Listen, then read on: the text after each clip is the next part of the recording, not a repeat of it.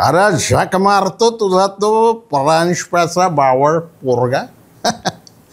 अरे मी तुझ्यासाठी ना एक छान असा उमदा देखणा आणि अतिशय सुंदर असा पोरगा आणणार आहे. मालक, मी तुझा मालक, हा राक्षस तुझा मालक आणि या मालकाचाही कुणी मालक.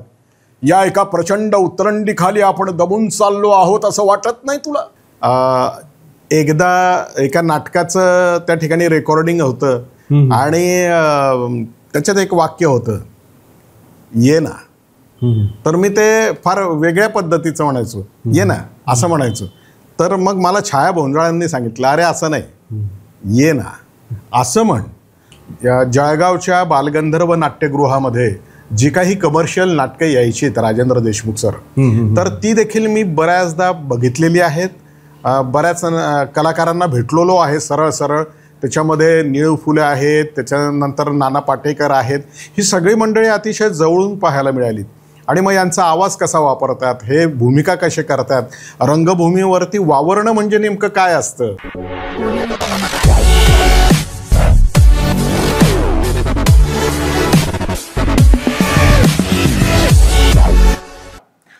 नमस्कार रसिक मित्रांनो, नमस्कार.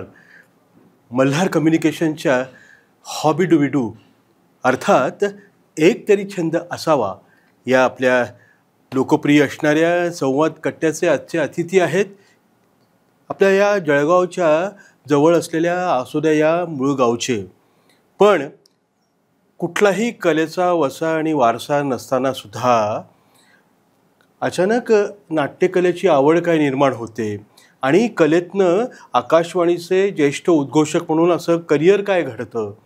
तर रंगभूमीने नेमकं काय दिलं आहे, आकाशवाणीने नेमकं काय दिलं आहे आणि या क्षेत्रात येऊ पाहणाऱ्या आपल्या हौशी कलावंतांनासुद्धा त्यांचं मार्गदर्शन मिळावं, कारण ते ज्येष्ठ या नात्यानं आणि निवृत्त पण ते झालेले आहेत. तर मूळचे जळगावचे असल्यामुळे एक वेगळी अटॅचमेंट आहे. असे प्रमोद बाविस्कर हे आपल्या आजच्या या संवाद कट्ट्याचे अतिथी आहे मित्रांनो. आणि विषय आहे अभिनयातून आकाशवाणीकडे, कलेकडनं करिअरकडे. तर स्वागत करूया कट्ट्यावर प्रमोदजी बाविस्कर यांचं. सर, आपलं मनापासून आमच्या समस्त मल्हारच्या टीमच्या वतीनं हार्दिक हार्दिक स्वागत आहे. खूप खूप धन्यवाद सर. मी आपली ओळख करून देताना तसं संक्षिप्तच आपल्याबद्दल सांगितलं, पण मित्रांनो, एक संवेदनशील, सृजनशील, रंगकर्मी, कुठलाही त्या अर्थानं वसा आणि वारसा नसताना सुद्धा केवळ आवाजावर उत्तम हुकमत असल्यामुळे आणि अभिनय क्षेत्रातलं ते भूमिकेचं बेअरिंग छानपैकी जमत असल्यामुळे त्या भूमिकेला न्याय त्यांनी दिला, अनेक पारितोषिकं त्यांनी पटकावली. आणि हे करत असताना काही मित्रांनी, काही मार्गदर्शकांनी, तज्ज्ञांनी त्यांना त्यांच्याकडे म्हणजे एक्सपर्टाईज नॉलेज होतं या क्षेत्रातलं व्हॉइस कल्चरच्या बाबतीमध्ये, त्यांना सल्ला दिला की आपण असं करायला हरकत नाही, आकाशवाणीची स्वर चाचणी द्यायला हरकत नाही, ज्याला आपण ऑडिशन टेस्ट असं म्हणतो. तर प्रमोदजी, माझ्या बाजूने पहिला प्रश्न आपल्याला असा आहे की एकतर आपल्याला म्हणजे आपण जळगावचे आहात, आवाजाचं हे जे माध्यम आहे त्यातनं तुम्ही विदर्भसुद्धा जिंकलेला आहे आणि यवतमाळ आकाशवाणीला चांगल्यापैकी श्रोतृवर्ग लाभलेला आहे. हे आपल्या सगळ्यांनाच पाहिजे. जसं जळगावमध्ये आपण होतात हो तेव्हाही आवाजाच्या बाबतीमध्ये तुमचं नक्कीच प्रशंसा व्हायची. तर तिकडे आपण वळणारच आहोत करिअरच्या दृष्टिकोनातून. पण मुळात हा जो छंद आहे, कारण आपलं ब्रीदच आहे, एक तरी छंद असावा आणि नाट्यकलेचा छंद तुम्ही मनापासून जोपासताय आणि अजूनही ते चाललेलं आहे, नाही का? तर हे कसं म्हणजे कसं घडलं सगळं? मुळामध्ये कसं आहे की शालेय जीवनामध्ये असताना खरं म्हणजे आपल्याला नाटकामध्ये कोणीतरी घ्यावं अशी खूप एक मनामध्ये इच्छा होती. परंतु शालेय जीवन संपलं आणि मी नूतन मराठा महाविद्यालयामध्ये 11वीमध्ये प्रवेश घेतला. नूतन मराठा महाविद्यालयाच्या एका गॅदरिंगमध्ये माझी निवड आदरणीय चिंतामण पाटील सरांनी एका एकांकिकेसाठी केली. ही अतिशय विनोदी एकांकिका होती आणि या एकांकिकेचं नाव होतं दादाभाई नवरोजी. खरं म्हणजे हे नाव ऐकल्यानंतर तुम्हाला ते दादाभाई नवरोजी आठवतील, परंतु मुळात असं नसून ही एकांकिकाच विनोदी असल्या कारणानं या एकांकिकेचं नाव दादाभाई नवरोजी हे असं असल्याचं जे कारण आहे ते असं होतं की त्याच्यामधली जिचं लग्न होणार असतं ती एकाला दादा म्हणते, एकाला भाई म्हणते आणि नवरोजी तिसऱ्यालाच करते. तर एकंदरीत असा हा गुंतागुंतीचा असा हा विषय त्या लेखकानं या एकांकिकेमध्ये मांडलेला होता आणि अतिशय विनोदाची एकांकिका, एक विनोद निर्माण होतो ते सारखे सारखे. आणि अशी ही एकांकिका करण्याचं भाग्य चिंतामण पाटलांमुळे मला मिळालं. आणि त्याच्यानंतर काय झालं की माझ्या लक्षात आलं की आपण खूप लोकांच्या समोर बोलू शकतो, डायलॉग म्हणू शकतो, माईक जो आहे त्याची जी भीती होती तर ती हळूहळू कमी झाली. आणि मग मी खानदेश नाट्य प्रतिष्ठान या संस्थेमध्ये देशमुख सर त्या ठिकाणी रीतसर सभासद झालो आणि तिथून खरं म्हणजे माझ्या नाट्यकलेची सुरुवात झाली. वा, मला असं वाटतं खानदेश नाट्य प्रतिष्ठान त्या साधारणतः 80च्या त्या कालावधीमध्ये हो हो त्यानंतर सुद्धा त्याला चांगल्यापैकी ग्रीप आली आणि तुमच्यासारखे शेकडो कलावंत त्या संस्थेतनं घडलेले, बिलकुल नाही का. आणि आज ठिकठिकाणी त्यांचं नाव झालेलं आहे. त्यात बिग बॉस विजेती मेघा धाडे असेल, अनुपमा ताकमोगे असेल, समीर देशपांडे उत्तम आता सर्जनशील असा तो नाट्यकर्मी आहे आणि सिरियल्समध्ये पण त्याला आपण पाहतो. तर अशी अनेक नावं सांगता येतील. पण मुळात ह्या कलेमुळे तुमचं म्हणजे करिअर घडलं तरी पण मधला जो कालावधी आहे त्यात तुम्ही स्पर्धा केल्या आहेत ही मला माहिती आहे. आणि त्यातल्या त्यात राज्यनाट्य स्पर्धा, बिलकुल एकांकिका म्हणजे ते एक पात्री सुद्धा, त्याला म्हणजे युवारंग युवक महोत्सवात पारितोषिकं मिळालेली आहेत, वेगवेगळ्या स्पर्धा आपण गाजवलेल्या आहेत आणि त्या ठिकाणी सुद्धा तुमच्या आवाजाची प्रशंसा त्या ठिकाणी झालेली आहे. भूमिकेचं बेअरिंग आणि आवाज, कारण आवाज हे माध्यमच आहे व्यक्त होण्याचं, नाही का. काय सांगा. तर खरं म्हणजे मला स्वतःला म्हणजे माझं स्वतःचं वैयक्तिक मत असं आहे की प्रत्येक माणसाला आवाज आहे, परंतु प्रत्येक जण आपला आवाज हा काही वापरत नाही. परंतु हे क्षेत्र जे असं आहे, सिनेमा आहे, नाटक आहे, याच्यामध्ये त्या कलाकाराला त्याच्या अभिनयाच्या सोबत जो आवाज हवा असतो तो जर असला तर मग अजून मजा येते, नाही का. आणि तुम्ही म्हटलं की गॅदरिंग आहे, त्याच्यानंतर राज्यनाट्य स्पर्धा. मला आठवतं तुमच्यासोबतच मी यूथ फेस्टिवलमध्ये स्मशानातला गुलमोहर केली होती आणि अतिशय छान अशी एकांकिका त्यावेळेला बिलकुल जिल्ह्यातून पहिली आली होती आणि त्याच्यामध्ये मी राजकीय पुढाऱ्याचा रोल केला होता. तर अशा विविध भूमिका त्यानंतर माझ्या जीवनामध्ये आल्यात. आणि हे करत असताना खरं म्हणजे जळगावच्या बालगंधर्व नाट्यगृहामध्ये जी काही कमर्शियल नाटकं यायची आहेत राजेंद्र देशमुख सर, तर ती देखील मी बऱ्याचदा बघितलेली आहेत. बऱ्याच कलाकारांना भेटलेलो आहे सरळ सरळ. त्याच्यामध्ये निळू फुले आहेत, त्याच्यानंतर नाना पाटेकर आहेत. ही सगळी मंडळी अतिशय जवळून पाहायला मिळाली. आणि मग यांचा आवाज कसा वापरतात, हे भूमिका कसे करतात, रंगभूमीवरती वावरणं म्हणजे नेमकं काय असतं, प्रेक्षकांना रंगभूमीवरती आपण उभं राहिल्यानंतर आपण कशा पद्धतीनं दिसू शकू, हे मनाच्या चक्षूमध्ये आपण मनाच्या अंतरंगामध्ये कशा पद्धतीनं पाहू शकू, या सगळ्या गोष्टी हळूहळू मी शिकत गेलो. आणि तुम्ही सांगितल्याप्रमाणे मग आपण स्मशानातला गुलमोहर केली. त्याच्यानंतर मी सरहद्द नावाची एक एकांकिका केली. या सरहद्द नावाच्या एकांकिका जिचे लेखिका होत्या वसुधा पाटील. आणि या एकांकिकेनं तर त्या काळात म्हणजे भरपूर बक्षिसं मिळवली. म्हणजे अखिल भारतीय सर्वभाषीय एकांकिका स्पर्धा अलाहाबाद इथपर्यंत या एकांकिकेचा म्हणजे एकांकिकेला आम्ही घेऊन गेलो. आणि बिलकुल. आणि या एकांकिकेमध्ये ज्या 3 मुलींनी कामं केली मुळामध्ये, कारण आपल्याकडे कसं होतं की एकदा एखाद्या मुलीला घेतल्यानंतर काही दिवसानंतर त्या मुलीचं लग्न होतं किंवा तिच्या घरची जी मंडळी असते तर ती एका काही कारणामुळे तिला करू देत नाहीत कामं. तर आमच्या वेळेला त्या एकांकिकेमध्ये अशा 3 मुली होऊन गेल्यात. आणि त्या 3ही मुलींना ज्या ज्या ठिकाणी आम्ही त्यांना तिथं स्पर्धेला घेऊन गेलो त्या ठिकाणी अभिनयाचं पहिलं पारितोषिक मात्र नक्की मिळालेलं आहे. तर हे सांगताना मला अभिमान वाटतो. आणि या एकांकिकेचे निर्माते दिग्दर्शक होते चिंतामण पाटील. निर्मिती खानदेश नाट्य प्रतिष्ठानची होती. आणि मग नंतर हळूहळू असा प्रवास सुरू झाला. काही दिवसानंतर मग एकपात्री करावी अशी इच्छा असताना तुमचीच सायकिक नावाची एकपात्री मी त्या ठिकाणी एक महाविद्यालयामध्ये असताना केली होती. आणि मग महाविद्यालयामध्येच असताना राज्यनाट्य स्पर्धा केल्या, काही पथनाट्य पण केली एकपात्रीमध्ये. मग नंतर मी राक्षस आणि चंद्रोदय ही एकपात्रे केली.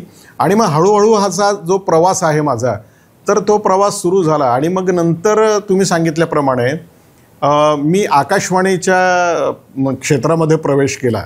आकाशवाणीच्या क्षेत्रामध्ये प्रवेश करण्याचं कारण असं की माझ्यासोबत काम करणारे काही कलाकार, त्यांचे आवाज मी ऐकले आणि त्यांना विचारल्यानंतर त्यांनी सांगितलं की त्या ठिकाणी कॅज्युअल अनाऊन्सर, कॅज्युअल असिस्टंट घेतले जात आहेत, तू देखील जा.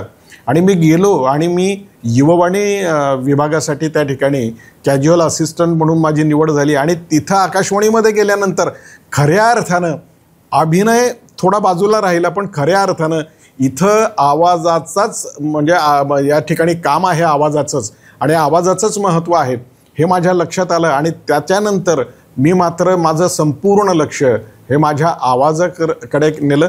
अर्थात मी नाटकं वगैरे करत होतो. त्याच्यानंतर मी किनारा नावाचं नाटक नाशिक केंद्रावरती राज्य नाट्याला केलं, त्याच्यात अभिनयाचं पारितोषिक मला आहे. राक्षस आणि चंद्रोदय तर मी 3 ठिकाणी केलं राज्यस्तरावर, आणि त्याच्यातही मला पहिल्या क्रमांकाचंच बक्षीस मिळालेलं आहे. हे सांगताना म्हणजे मी अभिमानानं नाही सांगत, पण हे विषयच मुळात असे होते की जे विषय मी माझ्या आवाजाच्या माध्यमातून लोकांपर्यंत पोहोचवू शकलो.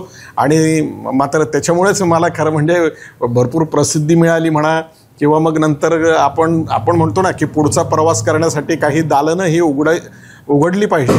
तर मग हळूहळू अशी काही दालनं माझ्यासाठी मग उघडली गेली. वा वा वा वा. मुळात म्हणजे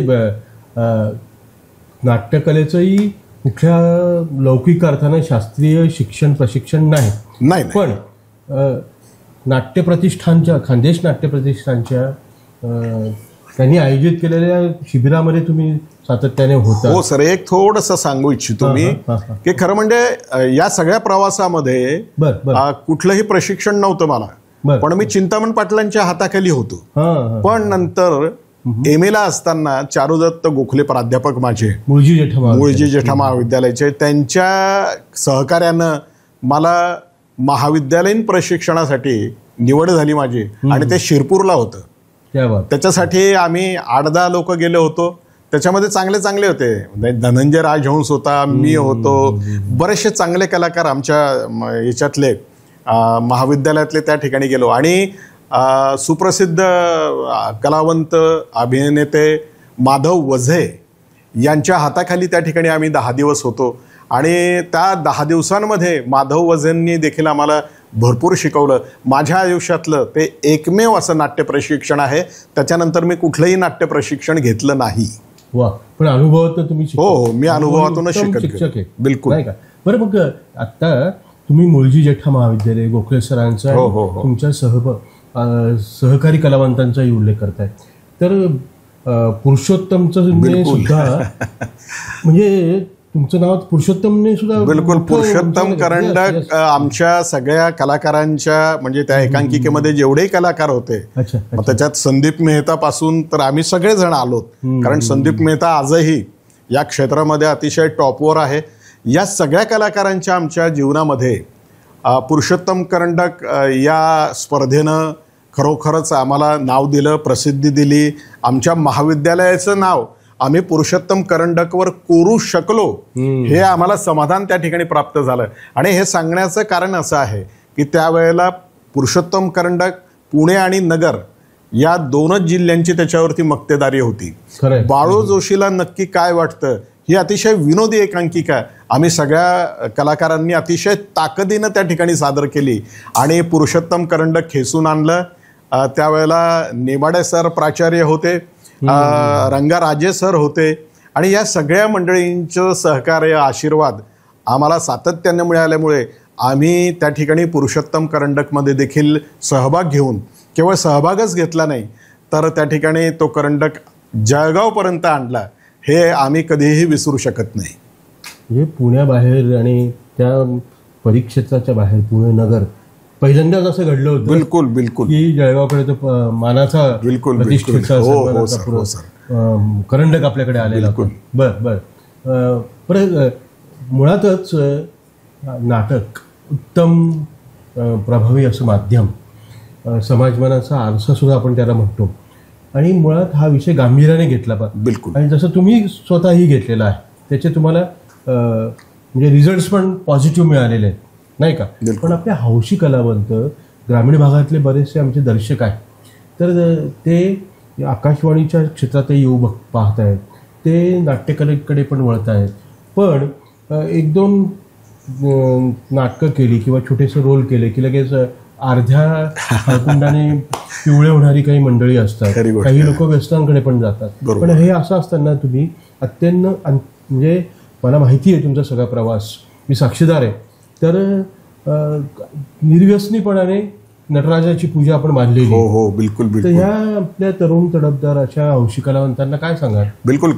सगळ्या जे काही या क्षेत्रामध्ये येऊन पाहणारे जे काही तरुण आहेत, तरुणी आहेत, यांच्यासाठी मी सांगेल की पहिली गोष्ट म्हणजे तुम्ही एक निश्चय करा की आपल्याला नेमकं कुठं जायचंय. राईट. दुसरी गोष्ट म्हणजे तुमच्यामध्ये तेवढी पात्रता आहे का, तुम्ही ते सगळं पेलू शकणार आहात का, सेल्फ असेसमेंट तुमच्यामध्ये तेवढा संयम आहे का.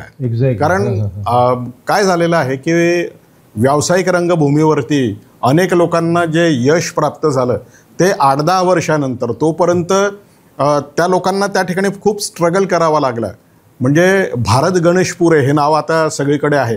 या माणसाचं जर पाहिलं तर हा माणूस खरं म्हणजे BSc ॲग्री आहे, पण यानं त्या ठिकाणी मुंबईमध्ये जाऊन मला आता मुंबईच्या बाहेर निघायचंच नाही आहे, म्हणजे हे क्षेत्र आता मी या ठिकाणीच राहणार असा निश्चय केला आणि जवळपास 8 ते 10 वर्ष खूप स्ट्रगल केला आणि त्याच्यानंतर मात्र त्यांना खरं म्हणजे खूप मोठं यश मिळालेलं आहे.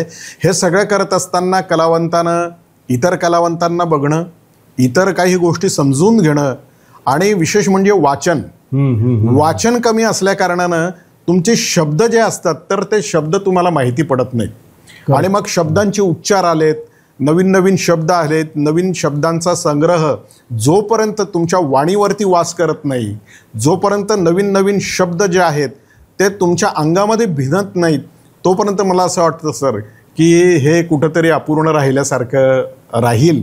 आणि म्हणूनच हे सगळं करत असताना आता माझ्या घरी अहिराणी बोलली जाते म्हणून मी माझी भाषा जी आहे तर मी तशीच ठेवेल का, नाही.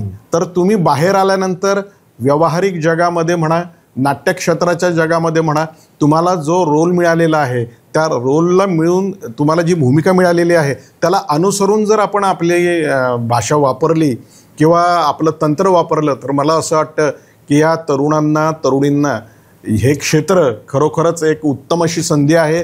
त्यांनी नक्कीच यावं. केवळ अभिनय नाही तर मुंबई पुण्यामध्ये केवळ आवाज जो आहे, डबिंग ज्याला आपण म्हणतो, किंवा ॲडव्हर्टायझिंगमध्ये जो आवाज वापरला जातो, किंवा एक निवेदक म्हणून वारंवार अनेक कार्यक्रमांमध्ये निवेदक निवेदिका हे लागतात आणि वेळेवरती सापडत नाही. कारण उत्तम क्वालिटीची ही माणसं शोधावी लागतात आणि तुम्ही जर उत्तम असाल तर मला असं वाटतं तुमची निवड नक्कीच होईल. त्याला कोणीही म्हणजे अडवू शकत नाही. खरं खरं खरं खरं.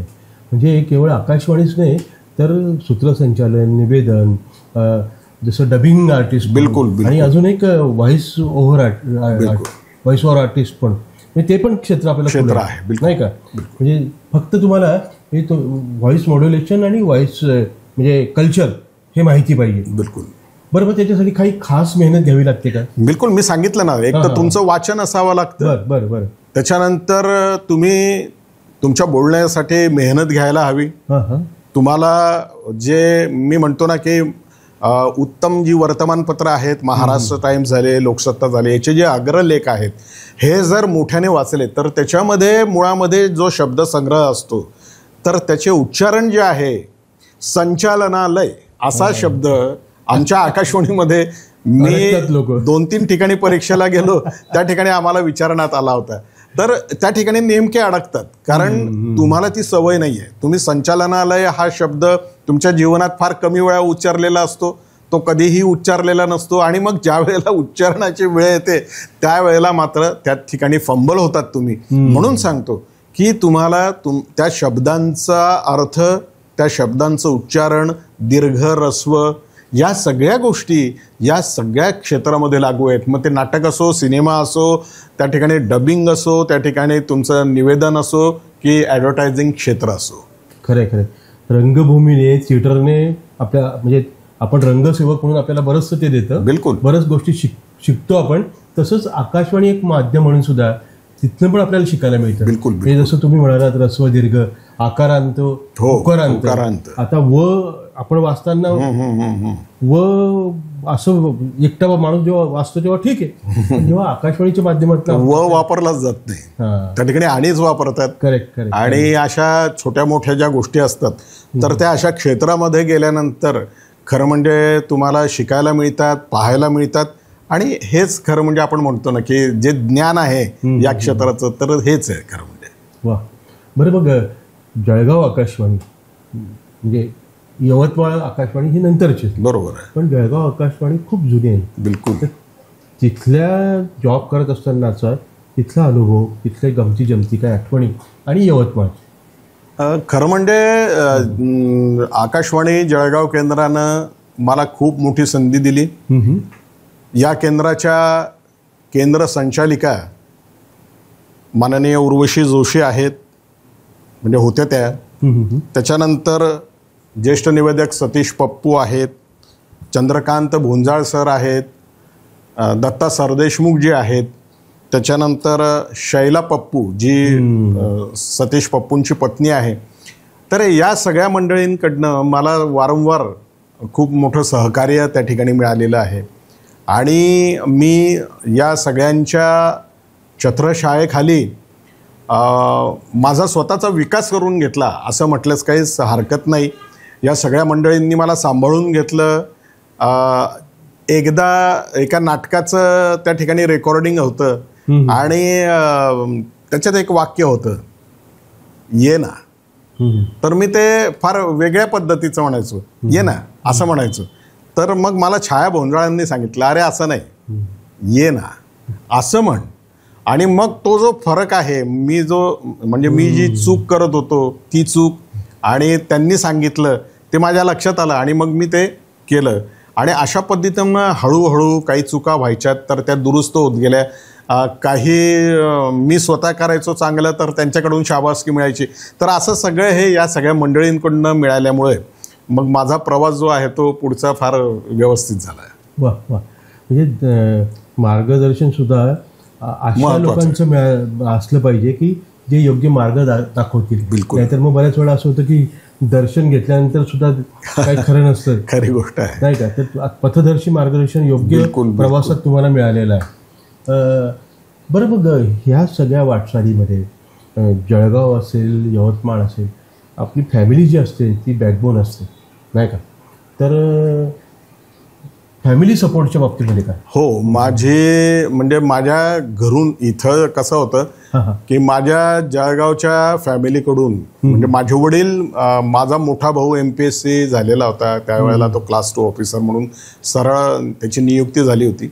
त्याच्यामुळे माझ्याकडच्या अपेक्षा त्यांच्या वाढल्या होत्या. आणि साहजिक आहे, नाटक करणं हे 1978-80च्या दरम्यानची गोष्ट साधारणतः.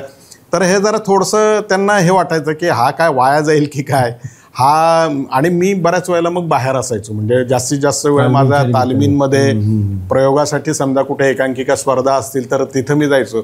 आणि मग काय व्हायचं की थोडेसे वडील माझे नाराज राहायचे. तर म्हणजे त्यांची नाराजगी मी समजू शकतो की त्याच्या मागचं जे कारण आहे की त्यांचं कारण असं होतं की याला कुठेतरी नोकरी मिळाली पाहिजे. आणि ज्या वेळेला मी आकाशवाणीमध्ये नोकरीला लागलो तर त्या वेळेला त्यांना खूप आनंद झाला आणि त्यांनी सांगितलं की नाही, तू जे पूर्वी करत होता ते तुझ्या कामी आलं. आणि माझ्या पत्नीचं सहकार्य आहे, तिच्यामुळे माझं हिंदी दुरुस्त झालं, कारण ती हिंदी बोलते, तिचं सगळं शिक्षण हिंदीमधून झालेलं आहे. तिचंही सपोर्ट आहे. मी आकाशवाणी म्हणजे यवतमाळमध्ये देखील 2003 साली जगा आणि जगू द्या नावाचं रूपक केलं होतं. त्या रूपकाला त्यावेळेला अखिल भारतीय स्तरावरचं आकाशवाणीचं पारितोषिक आहे आणि त्याच्यामध्ये सगळ्यात जास्त लिडिंग रोल माझा होता. आणि त्याच्यामध्ये जो माणूस आहे की ज्याला एड्स झालेला आहे तो माणूस आणि त्याच्या आत शरीरातला एड्स हे दोघांशी एकमेकांशी बोलतात ते. तर या भूमिका मी कराव्या असं ते जे लेखक होते सुभाष इंजेवार आमचे कार्यक्रम अधिकारी, त्यांची इच्छा होती आणि मी ते रेकॉर्डिंग करून दाखवलं त्यांना. त्याच्यानंतर त्यांना इतका आनंद झाला, ते म्हटलं की मी खरं म्हणजे अशी कल्पनाच नाही केली, मी असे वेगवेगळे 2 कलाकार घेणार होतो. मी म्हटलं नाही सर, 2 कलाकार घेऊ नका, कारण एड्स झालेला माणूस हा एकच आहे आणि त्याच्या आतमध्ये जो एड्स वास्तव्याला आहे तर तो देखील तोच आहे, म्हणजे त्या माणसाच्या शरीरातला आहे. त्याच्यामुळे आणि त्या रूपकाला 2003 मध्ये उत्कृष्ट रूपकाचं आम्हाला पारितोषिक मिळालं. मला सर्टिफिकेट पण माझ्याकडे त्याचं आहे. मला तो खूप आनंद आहे. आणि हे करत असताना देशमुख सर पुन्हा एक म्हणजे मी त्यावेळेला जळगावलाच असताना राक्षस आणि चंद्रोदय नावाचं जे एक पात्री आहे, ज्याचे मूळ लेखक भारत सासणे, सुप्रसिद्ध लेखक आणि कलेक्टर म्हणून ते रिटायर झाले बीडमधून. तर अशा या सिद्ध हस्तलेखकानं राक्षस आणि चंद्रोदय हे नभोनाट्य आकाशवाणीसाठी लिहिलं होतं. पुन्हा तीच गोष्ट म्हणजे आमचे चिंतामण पाटील सर यांच्यामार्फत मला ती कॅसेटमधून ते नाटक माझ्यापर्यंत पोहोचलं आणि त्याच्यावरती संस्कार करून मी 15 ते 17 मिनिटामध्ये त्याचं एक पात्री केलं आणि विविध ठिकाणी मग ते एक पात्रीच्या ज्या स्पर्धा होत्या त्या ठिकाणी करून मी बक्षिसं मिळवली पहिल्या क्रमांकाचं. तर त्याच्यातले संवाद आजही मला आठवतात. मालक, मी तुझा मालक, हा राक्षस तुझा मालक आणि या मालकाचाही कुणी मालक. या एका प्रचंड उतरंडीखाली आपण दबून चाललो आहोत असं वाटत नाही तुला? अरे आपण बंद आहोत या तळघरात शतकानुशतक, पण त्रास होत आहे, दीर्घतमस त्रास होत आहे. मालक येणार, मालक कुणीतरी येणार, मालक तुम्ही चिंता करू नका, मालक येणार मालक. बकुल पंडित येणार आणि कुणाला तरी बरोबर घेऊन येणार, कारण तुमची आणि माझी भूक भागल्यानंतरच समध्या गोष्टी बरोबर घडत असतात. म्हणून म्हणतो मालक, विचार करू नका मालक, विचार करू नका. आठवतो तुला मागच्या वेळेला आणलेला तो कोवळा बालपंडित? अरे हुशार आणि तरुण पोरगा होता तो. तलवार छातीत घुसण्यापूर्वी निर्भयतेनं म्हणाला, आत्मा अमर आहे. दीर्घतमस, मूर्ख दीर्घतमस, ऐक, नीट ऐक. तर अशा पद्धतीचे ते संवाद होते. आणि मग तो जो बकुल पंडित आहे तर तो बकुल पंडित म्हणतो, दुसरं कोण असणार आहे राक्षसराज? अहो जे कोणी काय म्हणतो त्याला अनिष्ट प्रथेचे लोक असतात ना, ते इथं येतात आणि त्याच्यामुळे या धरणीला कंप पावतो. म्हणजे धरणी कंप होतो असंच म्हणा ना. म्हणून म्हणतो मालक, विचार करू नका, या माझ्या माग या. अहो मी तुम्हाला त्या बुद्धिपूरला पोचवल्याशिवाय राहणार नाही. या आहे, या माझ्या माग या. असं ते सगळं त्याच्यामध्ये मला जेवढं आता मला आठवलं तर ते असे संवाद होते. आणि खूप वर्ष म्हणजे जवळपास या गोष्टीला 35 वर्ष तरी नक्कीच झालेली आहेत. तर असे हे संवाद आजही माझ्या मनामध्ये हो. 5-6 व्यक्तिरेखा होत्या ह्याच्यात. त्याच्यामध्ये एक म्हातारा होता, गावकरी होते, बकुल पंडित, दीर्घतमस, राक्षस होता स्वतः आणि तो तरुण होता. अशा 5-6 आणि फार अतिशय वेगळी अशी ही कथा आहे. आणि ती करताना, ती रसिकांच्या समोर मांडताना जो एक आनंद व्हायचा सर, तो आनंद म्हणजेच आमची पावती. आम्हाला जो आनंद मिळायचा तो आनंद खरं याच्यातूनच आम्हाला मिळाला. खरं म्हणजे एक आवाजाच्या तंत्राचं जे काही डेमो म्हणा, प्रात्यक्षिक म्हणा, हे आमच्या रसिक मित्रांसाठी, विशेषतः तरुण हौशी कलावंतांसाठी खरी गोष्ट आहे. एक वर्कशॉप सारखंच झालं नाही का? म्हणजे व्हेरिएशन, चढ उतार आणि भूमिकेची समज परत रांगडा. बिलकुल. आणि तुम्हाला सांगतो, त्या किनारा नावाच्या नाटकामध्ये मी यदुभाऊ ही त्याच्यातला प्रमुख कॅरेक्टर केलं होतं. ते जे साबणाचं जे फॅक्टरी असते तर त्याचे ते मॅनेजर असतात. पण कसं असतं की त्यांना थोडं व्यसन असतं आणि त्या व्यसनामुळं त्यांच्या घरातलं कुटुंब आणि ते याच्यामध्ये एक दरी पडलेली असते. तर त्यांना ते घरी देखील दारू पितात, म्हणजे पत्नीसमोर म्हणा, मुलासमोर, मुलीसमोर. तर त्याच्यामध्ये एक संवाद आहे. त्याच्या मुलीसाठी त्यांची बायको एक वेगळं स्थळ आणते आणि हे यदुभाऊ मस्तपैकी दारू पिलेले असतात आणि मग ते दारू पिण्याच्या सीनमध्ये अरे झक मारतो तुझा तो परांजप्याचा बावळ पोरगा. अरे मी तुझ्यासाठी ना एक छान असा उमदा देखणा आणि अतिशय सुंदर असा पोरगा आणणार आहे बेटा. अरे तू बिलकुल चिंता करू नको.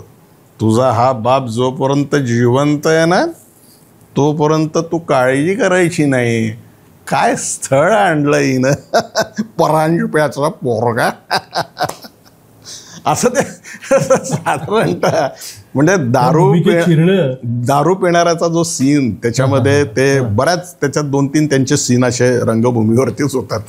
तर सुप्रसिद्ध कवी जे आज हयात नाही दुर्दैवानं, निळकंठ महाजन सर मोठे नाव आणि आमचे त्यांच्याबरोबर चौधरी आमचे असे दोघंही प्रॅक्टिस बघायला यायचे आणि त्यांचा मला एकच प्रश्न होता प्रॅक्टिस संपल्यानंतर, हे दारू पिल्याची जी भूमिका आहे भाविस्कर तर तुम्ही ती इतकी चांगली का करतात. मी म्हटलं सर आपला जिल्हा जो आहे एकंदरीत तर कॅरेक्टर शोधली तुम्ही.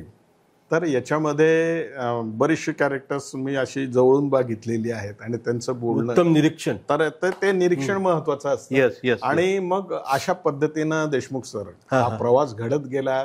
आकाशवाणीने मला नाव दिलं. आकाशवाणीमुळे खरं म्हणजे मी वेगवेगळे कार्यक्रम करू शकलो. आकाशवाणीमध्ये मी छोट्या छोट्या प्रासंगिक आपण संवाद म्हणतो ते देखील लिहिले आणि खूप मजा आली. वा वा छान. पण आपल्याकडे खरं तर तुमच्याशी जो संवाद चालला आहे या खट्ट्यावर गप्पा गोष्टी छानपैकी एकूण प्रवास आणि सगळा तो आलेख जो सुरुवात झाल्यापासून आज तागायत म्हणजे निवृत्ती झाली मला वाटतं 2 वर्ष जवळपास 2 वर्ष. हां. पण मग तुमच्या या टप्प्यावर तुमच्या विश लिस्टमध्ये किंवा तुमच्या बकेट लिस्टमध्ये काही हे करायचं आहे आपल्याला हा रोल करायचा होता मग काही गोष्टी अजून काही करूया वेगळे छंद जोपासूया असं काही आहे का.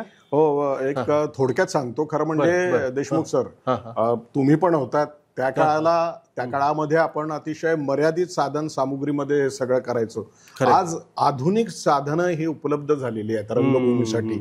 मला असं वाटतं की प्रकाश योजना संगीत आणि आवाज यांचा मेळ घालून असं काही वेगळं लोकांसमोर आपण आणू शकतो का असा माझ्या मनामध्ये म्हणजे एक असा संकल्प आहे आणि त्याच्या शोधामध्ये मी आहे की असं मला कुठंतरी मिळालं ना तर मी नक्कीच त्याचं म्हणजे सोनं करीन म्हणजे माझा प्रयत्न तसा राहील आणि लोकांपर्यंत ते पोचवण्याचा प्रयत्न करेन.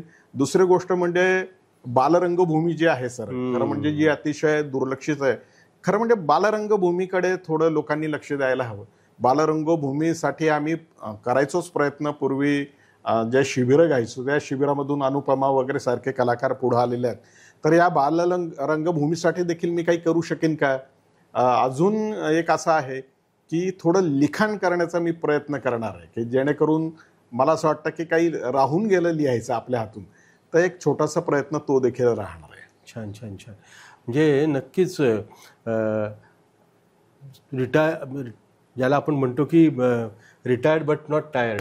हा खरी गोष्ट आहे. रिटायर नाही रिचार्ज म्हणूया आपण. हो हो हो सेकंड इनिंग बिलकुल. तर वेळ नक्कीच सार्थकी लावण्याचा तुमचा प्रयत्न असणार आहे आणि जे काही मनातले संकल्प आहेत ते सगळे सिद्धीला जावं अशी नटराजाच्या चरणी. कारण नाट्यकर्मी तुम्ही आहात आणि उत्तम उद्घोषक म्हणून तुम्ही लौकिक आणि स्वतंत्र ओळख जळगाव असेल तरी आणि यवतमाळ असेल म्हणजे महाराष्ट्र जवळपास असं तुम्हाला मिळालेली आहे. तर आमच्या या सगळ्या हौशी कलावंतांना समोर असणाऱ्या रसिकांना या सगळ्या गप्पांमधनं तुम्ही उलगडत जात असताना ज्या टिप्स मिळाल्या आहेत त्या अत्यंत लाख मोलाच्या आहेत आणि मला खात्री आहे की अशा हौशी कलावंतांचा जो मार्ग आहे पुढचा त्यांचं जे भविष्य आहे तो सुकर होणार आहे. तर आपण संवाद कट्ट्यावर आलात आणि खूप छान गप्पा आपल्या या कट्ट्यावर रंगलेल्या आहेत. पुन्हा तुम्हाला मनापासून शुभेच्छा आणि कट्ट्यावर आल्याबद्दल आमच्या अख्ख्या मल्हार कम्युनिकेशनच्या टीमच्या वतीने तुमचं मनापासून आभार. धन्यवाद. मी देखील मल्हार कम्युनिकेशनचे आणि आपले आभार मानतो सर. खूप खूप धन्यवाद. खूप खूप धन्यवाद. नमस्कार. मल्हार कम्युनिकेशनच्या हॉबी डुबी डू अर्थात एक तरी छंद असावा हा अतिशय उत्तम असा कार्यक्रम आहे. या कार्यक्रमाच्या माध्यमातून कलेच्या क्षेत्रामध्ये जी काही माणसं ज्यांनी काही विक्रम केलेत किंवा ज्यांच्याकडून काही आपण काही शिकू शकतो अशा व्यक्तिमत्वांना या ठिकाणी संधी मिळते. आणि खरोखरच हा एक अतिशय स्तुत्य असा उपक्रम आहे. आणि या उपक्रमाला आपण लाईक करा, सबस्क्राईब करा अशी मी आपणा सगळ्यांना विनंती करतो. धन्यवाद.